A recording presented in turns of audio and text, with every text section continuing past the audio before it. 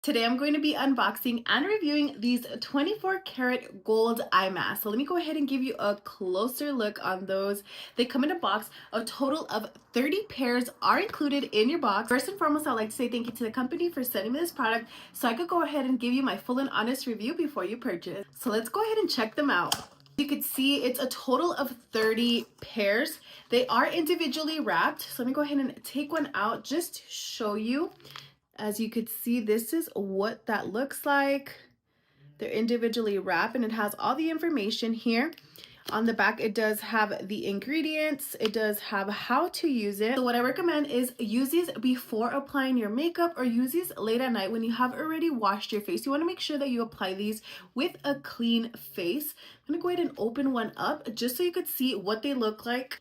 I will also be applying them just to show you the simple steps, how easy and how simple they are to use. When you do use these eye masks, you want to allow 20 to 30 minutes after placing them underneath your eyes. Once you remove them, you want to gently tap in. If there's any residue, work that into your under eye area. So let's take this out.